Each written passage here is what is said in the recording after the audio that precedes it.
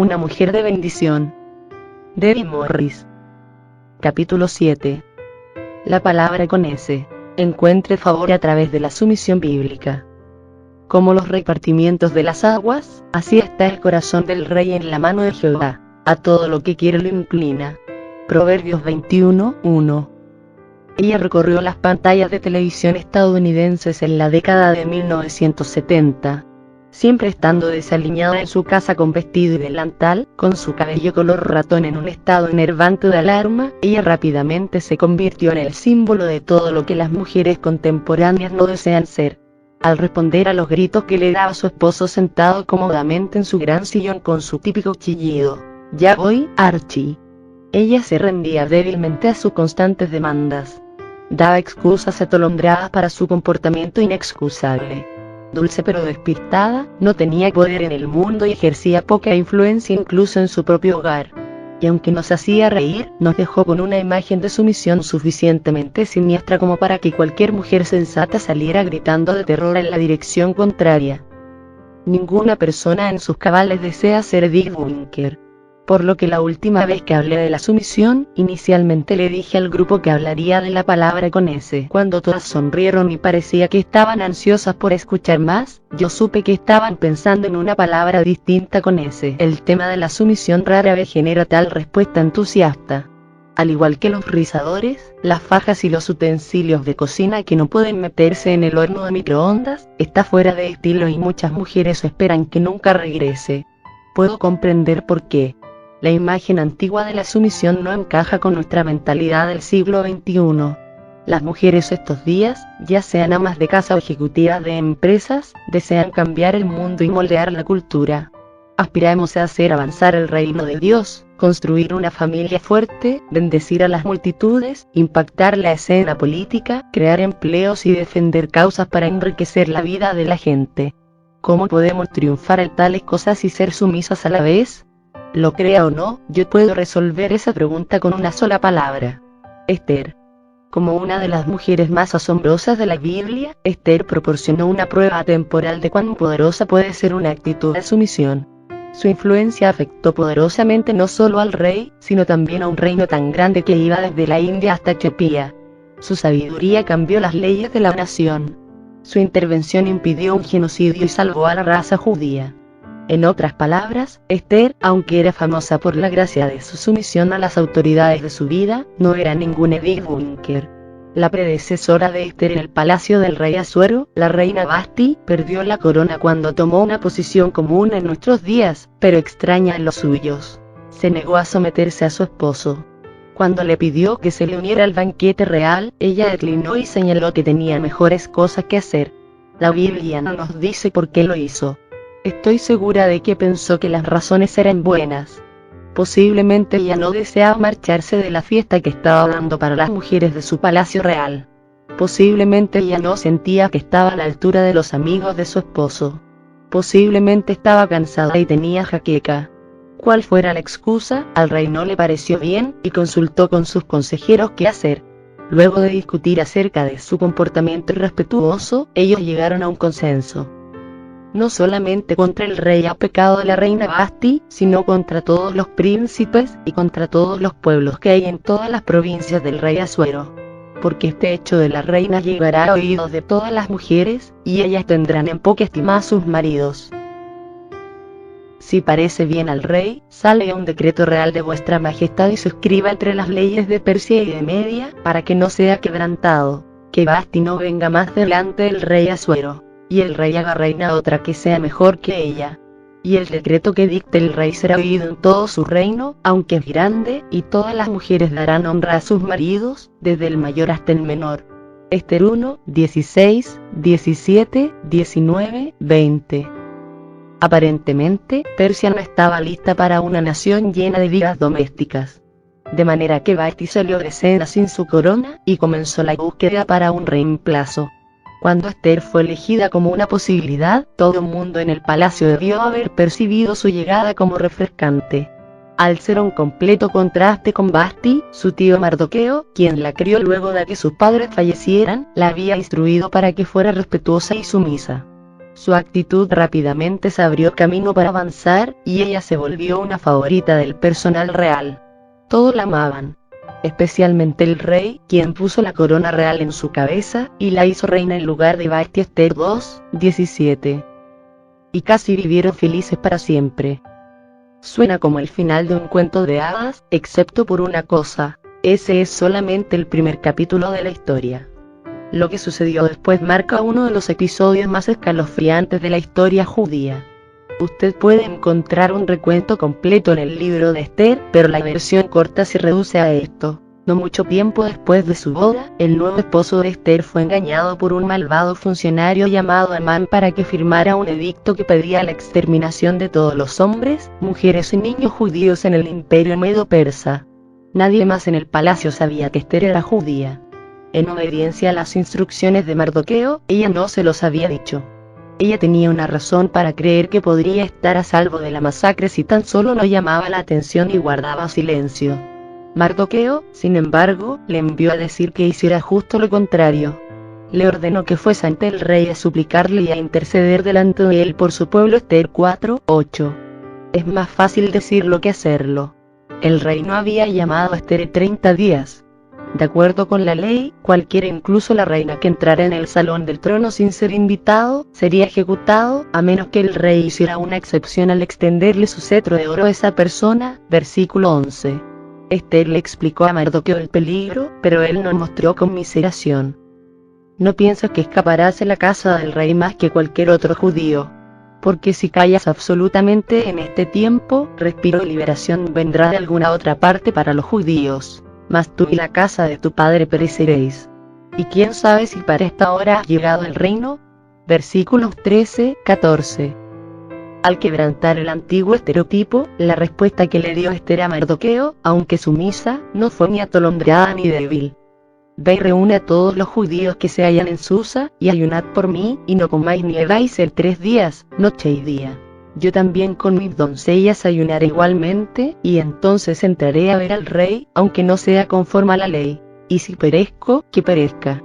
Versículo 16. No es solo para mujeres, y definitivamente no es para débiles. Olvídese de Eric Bunker. Las mujeres que se someten como Esther lo hizo, no son débiles. Son mujeres de fe. Son creyentes valientes que saben lo que dice la Biblia. Como los repartimientos de las aguas, así está el corazón del rey en la mano de Jehová. A todo lo que quiere lo inclina. Proverbios 21:1. Son chicas valientes que confían en que Dios se moverá en el corazón de las autoridades de su vida, y obrará todas las cosas para su bien. Yo sé lo que probablemente esté pensando. Usted ha visto mujeres que han sido intimidadas para someterse. Son serviles y se postran ante su marido o su jefe. Ellas obedecen por temor, no por fe. Pero hay una diferencia entre obedecer y someterse. La obediencia puede forzarse. La sumisión no. Es una actitud, no solamente una acción, y para ser genuina debe surgir de un corazón dispuesto. Cuando conduzco dentro de los límites de velocidad, porque hay un policía cerca que puede multarme, eso es obediencia. Cuando observo el límite de velocidad porque honro la ley, esté cerca el policía o no, eso es sumisión. Y no es solo para mujeres. Todo aquel que desea que sus oraciones sean respondidas y recibir de Dios, debe saber cómo someterse. Incluso los centuriones romanos. Lea Mateo 8 y entenderá a qué me refiero. Cuenta acerca de un centurión romano que se acercó a Jesús y le pidió que sanara a su siervo. Cuando Jesús respondió: yo iré y le sanaré. Versículo 7, el centurión respondió: Señor, no soy digno de que entres bajo mi techo. Solamente oí la palabra, y mi criado sanará. Porque también yo soy hombre bajo autoridad, y tengo bajo mis órdenes soldados. Y digo a este: ve y va, y al otro: ven y viene, y a mi siervo: haz esto, y lo hace. Al oírlo Jesús se maravilló, y dijo a los que le seguían: de cierto os digo, que ni aun en Israel he hallado tanta fe. Versículos 8-10. Observe la respuesta de Jesús: yo iré y le sanaré. Él no dijo: no me interesan los siervos. Él no dijo: deseo que muera, porque la gente se salvará en su funeral. No, la voluntad de Dios es sanar y salvar. Él desea obrar milagros. Pero para que nosotros experimentemos esos milagros, necesitamos comprender la autoridad de la misma forma que el centurión. Él sabía que todo el mundo en la tierra, incluso Jesús, es parte de una cadena de orden. Él aprendió en el ejército romano que someterse a la autoridad le da autoridad al soldado mismo. Yo tengo a alguien arriba de mí, por lo tanto, tengo a alguien debajo de mí, razonó. Yo estoy bajo autoridad, por lo tanto, tengo autoridad. De acuerdo con Jesús, esa revelación fue la clave de la gran fe del centurión. Eso lo hizo confiar en el derecho que Jesús tenía de soltar poder divino en su representación. Él razonó que debido a que Jesús estaba sometido a Dios y que él estaba sometido a Jesús, las bendiciones del cielo podían fluir libremente.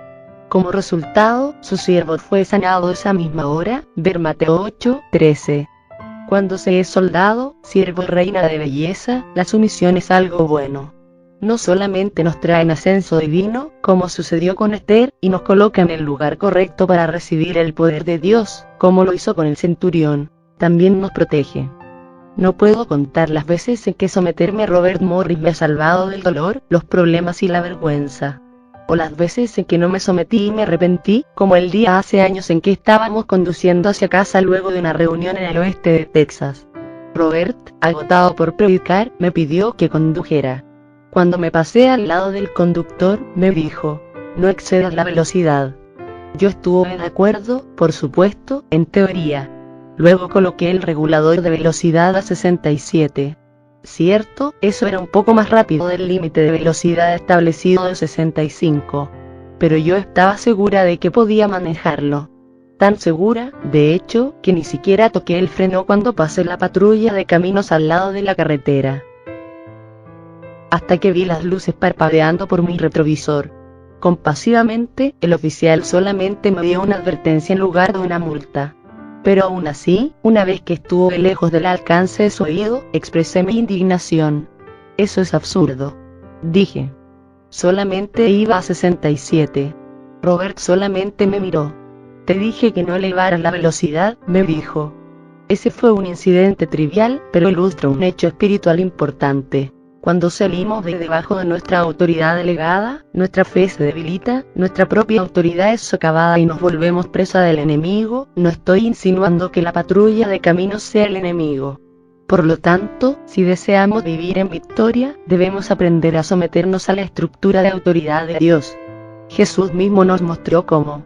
Toda su vida en la tierra fue de sometimiento y sumisión, no solo a su Padre Celestial, sino también a las autoridades terrenales. De pequeño, cuando vivía con sus padres, él estaba sujeto a ellos. Lucas 2:51.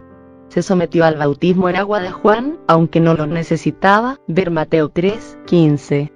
Se sometió a los gobernantes religiosos y pagaba el impuesto del templo, como si el Hijo de Dios no debiera estar exento de él, ver Mateo 17:27. Se sometió al gobierno romano y les enseñó a los demás judíos a darle a César lo que es de César. Marcos 12:17. Les dijo a sus discípulos que se sometieran a los escribas y a los fariseos, porque ellos ocupaban el lugar autoridad de Moisés, ver Mateo 23:3.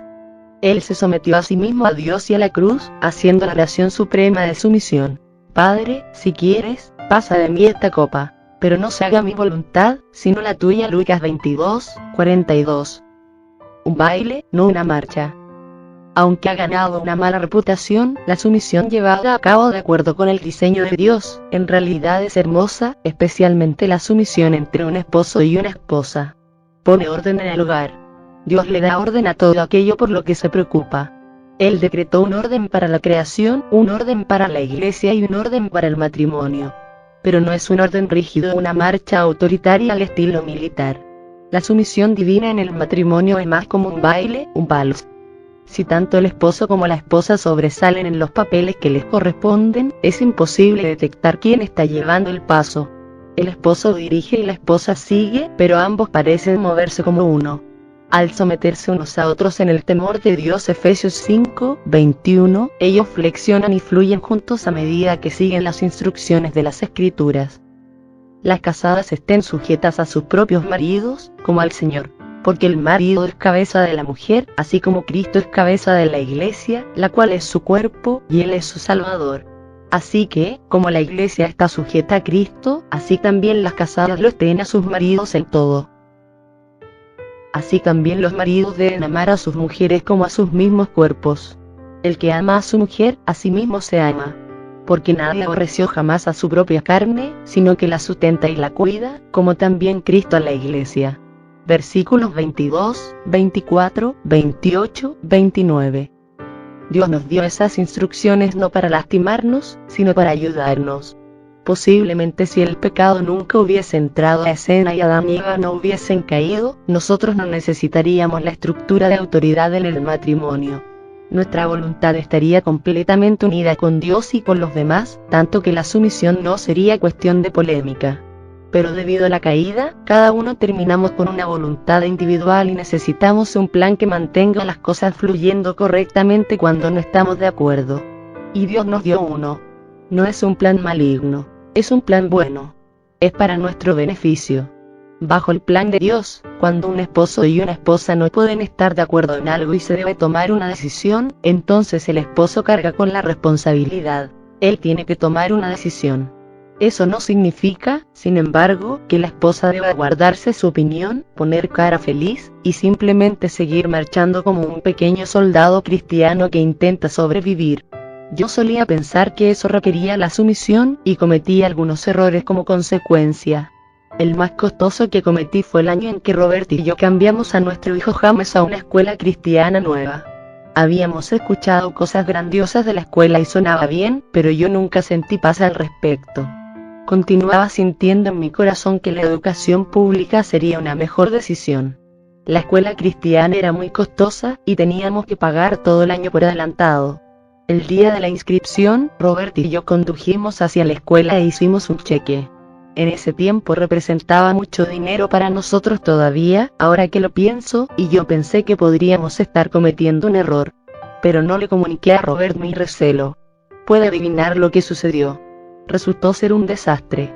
El primer semestre fue terrible, y durante las vacaciones de Navidad transferimos a nuestro hijo a una escuela pública, en la que le fue muy bien, por cierto. Fue una lección difícil que aprender y me enseñó que Robert necesita mi punto de vista. Él necesita que yo sea parte del proceso de la toma de decisiones. Aunque él tiene la última palabra en nuestra familia, no se supone que sea un llanero solitario. Dios me lo ha dado como un compañero. Si no le comparto mis opiniones, preocupaciones o entendimiento, a él le falta esa parte de entendimiento que Dios desea que él tenga. Aunque es triste decirlo, algunos esposos no valoran a su esposa como compañera. Algunos incluso intentan usar el concepto que está en las escrituras acerca de la sumisión para dominar y controlar. De manera que quiero dejar esto muy claro. La Biblia no condona el autoritarismo, y no requiere que una mujer sea sometida al abuso de ningún tipo físico ni psicológico. Las esposas siempre deben tener la libertad de ceder con amor al liderazgo de su esposo por elección, no porque se les ha presionado y forzado. En un matrimonio, esa es la única atmósfera en que puede sobrevivir la sumisión genuina. Lo que es más, la palabra de Dios siempre es la autoridad final de una mujer. Si su esposo le pide hacer algo que ella considera que es pecaminoso, ella no solamente tiene el derecho sino también la responsabilidad de decir que no. Eso es lo que debió haber hecho Zafira en Hechos 5. Cuando a Ananías se le ocurrió la idea de mentir acerca de la ofrenda que ellos le dieron a la iglesia, ella debió haberse negado a ir con él. Pero no lo hizo, y eso le costó la vida. Cuando se involucra en asuntos de pecado, las mujeres cristianas necesitan establecer la norma en su hogar. Ellas deben decir, no, eso no es aceptable. Si tú decides hacerlo, yo no seré parte de ello. Si un esposo desea traer pornografía a la relación, por ejemplo, la esposa debe marcar una línea. Ella no tiene que ser mojigata al respecto. Ella puede explicar simplemente que eso está mal y que es dañino para la verdadera intimidad. Luego puede sugerir algunas otras maneras de calentar la habitación que no solamente alimentarán y sostendrán la verdadera relación, sino también serán mucho más divertidas. Ella puede decir, créeme, cariño, no necesitamos esas cosas pecaminosas para divertirnos. Podemos tener un momento buenísimo sin ello. Desde luego, para cumplir con tal promesa, tanto la esposa como el esposo deben esforzarse por igual. El romance genuino necesita energía. Si usted va a tener una noche salvaje sin la utilería impía que el mundo proporciona, tendrá que participar en un nivel mayor. Pero está bien. La paga definitivamente vale el esfuerzo. Un curso intensivo de solicitudes. Si usted desea sobresalir en el arte de la sumisión divina, lo primero que necesita es un curso intensivo para presentar solicitudes. Una solicitud es una petición o súplica dirigida a una persona en autoridad con respecto a una decisión o juicio. Es una avenida que podemos utilizar para presentar nuestras peticiones, compartir nuestras revelaciones y expresar nuestras opiniones en la manera más eficaz, mientras mantenemos una actitud de gracia y sumisión. Con respecto a las solicitudes, Esther es definitivamente la reina. Pero desde luego, ella tuvo que serlo. Cuando le presentó su solicitud al rey Asuero en nombre del pueblo judío, era un asunto de vida o muerte. Ella no podía permitirse arruinarlo. Es por eso que ella no se apresuró a interactuar sin pensar. En cambio, se preparó. Buscó la sabiduría, la asistencia y la unción de Dios a través de la oración y el ayuno. Al hacerlo, estableció un asombroso ejemplo que seguir para el resto de nosotras. Cierto, rara vez necesitamos orar y ayunar durante 3 días como ella lo hizo, antes de acercarnos a nuestro jefe o nuestro esposo con respecto a un asunto, incluso un asunto importante, pero siempre debemos pedirle al Señor que nos ayude y nos muestre la mejor manera de manejar nuestras solicitudes. En mi propia vida me he dado cuenta de que no tengo que temer someterme a lo que decida mi autoridad, mientras yo sepa que Dios está involucrado. Después de todo, Él me ama. Él se preocupa por los detalles de mi vida, y Él está atento a mí. Él también sostiene el corazón del rey, tal como mi esposo o cualquier otra autoridad, en su mano, y puede transformarlo como desee. De manera que si oro, puedo estar confiada en que Él logrará las cosas de acuerdo con mi mejor interés. Estoy segura de que Esther se sintió igual. Sus oraciones le dieron la confianza en medio de una situación potencialmente aterradora. Ellas la ayudaron a escuchar a Dios decirle exactamente lo que debía hacer y decir. Posiblemente durante los días en que buscó a Dios y ayunó, ella se paró frente al espejo y ensayó su reunión con el rey. Posiblemente se le ocurrieron varias maneras de acercarse a él y buscó el consejo del Señor acerca de lo que era mejor. Lo que haya hecho, nosotras sabemos esto con seguridad. Ella recibió la dirección que necesitaba. Luego aconteció que al tercer día se vistió Esther su vestido real, y entró en el patio interior de la casa del rey, enfrente del aposento del rey. Y estaba el rey sentado en su trono en el aposento real. Esther 5:1. Observe, Esther se presentó ante el rey en una manera agradable. Ella entró ante él con belleza y dignidad, como una persona de influencia. Ella no entró bruscamente en el aposento real con su bata y pantuflas, y cenizas de luto en la cabeza. Ella entró con una actitud positiva y un rostro agradable. Usted y yo tendremos más éxito en nuestras solicitudes si hacemos lo mismo. Nuestra actitud y nuestro rostro hacen una gran diferencia en la manera en que somos recibidas. Si entramos en una conversación con nuestro esposo o en una reunión con nuestro jefe, frunciendo el ceño y haciendo puchero, es probable que vayamos directo a la resistencia. Si entramos con aplomo emocional y una sonrisa, es probable que nos reciban con favor. Cuando tengo una buena actitud, parece que puedo decir casi cualquier cosa y resultará bien. Pero cuando mi actitud es equivocada, no importa cuán correctas puedan ser mis palabras y mis acciones, me meto en problemas. Las malas actitudes siempre regresan a mordernos. De igual manera el tiempo incorrecto. Es por ello que Esther no entró corriendo en el aposento real en el instante que se enteró del edicto que él había firmado. Ella esperó hasta el tercer día. En lo concerniente a influir en la gente, no es solamente lo que decimos lo que cuenta, también cuenta cuando lo decimos. El tiempo correcto es importante. Elegir el momento correcto para hablar con alguien nos da una mejor oportunidad de ser escuchadas. Nos da más favor. Cuando mi hija, Elaine, era adolescente, yo solía decirle, el momento correcto lo es todo. Pero ella rara vez atendía mi consejo. Ella invariablemente le solicitaba cosas a Robert justo cuando entraba por la puerta, luego de un día largo y agotador. Antes de que siquiera pudiera decir hola, ella lo golpeaba con una petición de dinero o le pedía las llaves del coche, o lo forzaba a darle permiso para ir a algún lugar el viernes en la noche. A menudo, su respuesta no era lo que ella esperaba. Elaine, solo dale algunos minutos para respirar, yo le decía. Espera a que descanse y se relaje un poco. Luego, pídele suavemente lo que deseas y obtendrás más. Sin embargo, ella normalmente no me escuchaba. Ella se parece mucho a él. Desea que las cosas se hagan ahora. Pero como todos debemos aprender finalmente, ahora no siempre está bien. Cuando Robert y yo vamos camino a la iglesia y él está a punto de predicar, por ejemplo, yo me he dado cuenta de que lo ideal es no traer a colación ciertos temas. Ese no es el momento correcto para hablar acerca de dinero, para compartir mis sueños o hablar acerca de cualquier preocupación. Aunque yo tenga minutos a solas con él y él esté callado, su silencio significa que él está pensando en el servicio. No significa que se esté preguntando qué tengo en mi mente. Si espero hasta después de que haya predicado y haya tenido tiempo para relajarse, yo puedo hablar de todo con él y será mucho más responsivo. Me pondrá atención y me escuchará, y, como puede imaginarse, eso es mucho más gratificante para ambos. Preguntas y respuestas. Aparentemente, el tiempo de Esther fue el perfecto, porque cuando el rey la vio en el patio, y cuando vio a la reina Esther que estaba en el patio, ella obtuvo gracia ante sus ojos. Y el rey extendió a Esther el cetro de oro que tenía en la mano. Entonces vino Esther y tocó la punta del cetro. Dijo el rey: ¿Qué tienes, reina Esther, y cuál es tu petición? Hasta la mitad del reino se te dará. Y Esther dijo: Si place el rey, vengan hoy el rey y Amán al banquete que he preparado para el rey. Esther 5, 2, 4. Sorprendente, ¿no?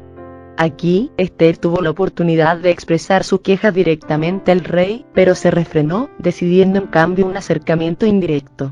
Ella le hizo una invitación. Ella invitó al rey a una cena y le sugirió que llevara al asesino Amán con él. El rey aceptó su invitación. Llevó a la cena a Amán y le preguntó por segunda vez a Esther: ¿Cuál es tu petición, y te será otorgada? ¿Cuál es tu demanda?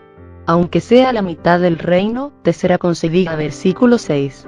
Una vez más, en lugar de soltar abruptamente su solicitud, Esther les pidió a Amán y al rey que fueran a otro banquete a la noche siguiente. Y luego añadió: y mañana haré conforme a lo que el rey ha mandado. Versículo 8. Esto es lo que Esther entendió, y que todas tenemos que aprender. Confrontar los problemas de frente no es siempre el mejor plan. A menudo es más fácil influir en una persona de autoridad y mantener una actitud de humildad y sumisión al hacer preguntas. Yo de verdad lo he visto en mi vida. Cuando Robert y yo no estamos de acuerdo en algo, en lugar de machacarlo con mi punto de vista contrario, yo prefiero hacerle buenas preguntas. Algunas veces estas me ayudan a considerar el problema desde mi propia perspectiva. Otras veces me ayudan a comprender mejor y por lo tanto, cooperar con su perspectiva. De cualquier manera, he encontrado que las preguntas son bastante más beneficiosas, de manera que la animo a utilizarlas. Por ejemplo, digamos que su esposo anuncia con gran entusiasmo que va a comprar una nueva computadora, y usted no puede ver cómo encajará eso en su presupuesto. Antes de decirle que es una mala idea, hágale algunas preguntas. Descubra lo que encendió su deseo de una nueva computadora. Pregúntele cómo desea utilizarla. Pregúntele si hay una manera de recortar el presupuesto familiar para que el gasto no termine siendo un desafío económico. Asegúrese de que sus preguntas sean comprensivas, sin embargo. No las utilice para atacar o criticar. Diga algo como: cariño, puedo ver que esto es importante para ti, y yo deseo que lo tengas. Solo me gustaría que pensáramos en los problemas potenciales con anticipación. Una vez que haya hecho sus preguntas, dele tiempo para considerarlas. Deje que él organice sus pensamientos sin la presión de usted. Cuando hago eso con Robert, algunas veces se le olvida por completo lo que le pregunté. Un día o dos después, se le enciende el foco y entiende mi punto, y piensa que es su propia idea. Eso me gusta. Yo solo me quedo callada y me gozo de que él tenga la respuesta que necesita, y es una respuesta con la cual estoy de acuerdo. Desde luego, no estoy sugiriendo que debamos usar las preguntas como un medio de manipulación. Nuestra meta al preguntar nunca debe ser salirnos con la nuestra ni controlar el resultado de la situación. Lo que deseamos es meramente ayudar a nuestro esposo a conectarse completamente con su corazón y su mente. Mientras confiemos en que Dios le hable a nuestro esposo y lo dirija de acuerdo con su voluntad, la manipulación será lo más remoto en nuestra mente. Solo los hechos, señora. Fue, pues, el rey con Amán al banquete de la reina Esther. Y en el segundo día, mientras bebían vino, dijo el rey a Esther: ¿Cuál es tu petición, reina Esther, y te será concedida? ¿Cuál es tu demanda? Aunque sea la mitad del reino, te será otorgada. Entonces la reina Esther respondió y dijo: Oh rey, si he hallado gracia en tus ojos, y si el rey place, séame dada mi vida por mi petición, y mi pueblo por mi demanda. porque hemos sido vendidos, yo y mi pueblo, para ser destruidos, para ser muertos y exterminados. Si para siervos y siervas fuéramos vendidos, me callaría, pero nuestra muerte sería para el rey un daño irreparable. Ester 7, 1, 4. ¿Sabe usted lo que me resalta en estos versículos acerca de la manera en que Ester finalmente presentó su demanda? Ella no se anduvo con rodeos. Creo saber por qué. El rey Asuero era un tipo que iba al grano. Como la mayoría de los hombres, él prefería escuchar solo los hechos, señora. Entonces eso le dio a Ester. Yo puedo identificarme. No puedo llenar a mi esposo de detalles, luego esperar que él los examine y se dé cuenta de por qué son importantes. Para que él me escuche, yo tengo que condensar lo que tengo que decir y luego darle la versión resumida. Tengo que declarar mi caso en su idioma, lo cual significa que es mejor que le dé solamente 3 puntos, y es todavía mejor si todos comienzan con la misma letra. Lo que es más, cuando estoy presentándole un problema, intento decirle de frente lo que deseo que él haga al respecto. Si solo deseo un oído que me escuche, se lo digo tal cual. De otra manera, él se pasará toda la conversación dándome soluciones. A los hombres les fascina arreglar cosas. Eso es lo que ellos hacen. De manera que si usted le está solicitando algo a un hombre esposo, jefe, pastor o amigo, es sabio explicar claramente sus expectativas. Eso fue lo que hizo Ester. En 2 enunciados, ella le dijo al rey cuál era el problema y cómo podía solucionárselo. En esencia, ella dijo: mi pueblo y yo hemos sido sentenciados a muerte. Te estoy pidiendo que salves nuestra vida. Y ella obtuvo la mejor respuesta posible. Respondió el rey Asuero, y dijo a la reina Ester: ¿quién es, y dónde está, el que ha ensoberbecido su corazón para hacer esto? Ester dijo: el enemigo y adversario es este malvado Amán. Así colgaron a Amán en la horca. Ester 7, 5, 7, 10. Una vez que Amán estaba muerto, el rey expidió un nuevo decreto que convocaba a los judíos a tomar las armas, destruir a quienes los odiaban y saquear las casas de sus enemigos. Y en cada provincia y en cada ciudad donde llegó el mandamiento del rey, los judíos tuvieron alegría y gozo, banquete y día de placer. Y muchos de entre los pueblos de la tierra se hacían judíos, porque el temor de los judíos había caído sobre ellos. Ester 8, 17. ¡Qué gran resultado! Me encanta, ¿y a usted? Es maravilloso cuando las solicitudes producen el resultado exacto que deseamos. Es grandioso cuando los reyes de nuestra vida toman la decisión correcta. Pero eso no es lo que siempre sucede. Algunas veces, en situaciones menos extremas que la de Ester, nuestras autoridades toman decisiones que pensamos que son equivocadas. ¿Qué debemos hacer en tales ocasiones? A menos que la decisión sea pecaminosa en algún sentido, una vez que está tomada, debemos someternos y apoyarla. Un esposo necesita especialmente que su esposa apoye sus decisiones. Él depende de ella para afirmar su habilidad de dirigir. Él desea saber que ella cree en él y confía en que Dios le mostrará la acción correcta. Algunas veces el esposo cuya esposa no logra expresar tal confianza en él, teme ser un líder, no solamente en casa sino también en su empleo. Teme conseguir un ascenso en el empleo o abrir un nuevo negocio, porque piensa que si su esposa no cree lo suficiente en él para seguir su liderazgo, nadie más lo hará. Esposas, por favor créanme cuando digo esto, la sumisión edifica a los hombres. Estoy convencida de que Robert es el líder que es hoy en parte, porque hace 31 años decidí someterme a él, incluso cuando comete errores. Y sí, a lo largo del camino él ha cometido errores. Todos los cometemos. Pero cuando era una joven esposa, decidí ver sus decisiones buenas o malas como si fueran mías también. Algunas veces tuve que sufrir en un silencio misericordioso a través de algunas consecuencias desagradables que resultaron, pero aún así, yo intenté lo mejor que pude estar con él. Yo no fui a decirles a mis amigas ni a mis padres acerca de la mala decisión que él tomó. No, lo cubrí, y al hacerlo, lo vi aprender de cada error. Lo vi crecer día a día para convertirse en un líder más fuerte. ¿Pero qué si mi esposo tiene un historial negativo de decisiones? Se puede preguntar usted. Entonces ore por él. Una mujer que se somete a su esposo puede mover el cielo con grande fe, y Dios se moverá en él en maneras poderosas, solo para su beneficio. Le digo esto, no solo porque la Biblia lo diga, sino porque lo he visto suceder. Hace años, Cuando Robert estaba menos pulido, tomaba decisiones que yo no aprobaba e ignoraba mis solicitudes, yo pasé mucho tiempo en oración para que su corazón girara en la dirección correcta. Y Dios respondió en maneras que a veces me asombraban. Él peleó batallas por mí que yo no habría esperado que siquiera le importaran. Una de ellas que me resalta particularmente: Robert había estado fuera de casa en un viaje del ministerio durante varias semanas. Los niños y yo habíamos planeado un día de diversión familiar para podernos reconectar mutuamente cuando él regresara. Robert sabía acerca del plan y prometió apartar el día para pasarlo con nosotros.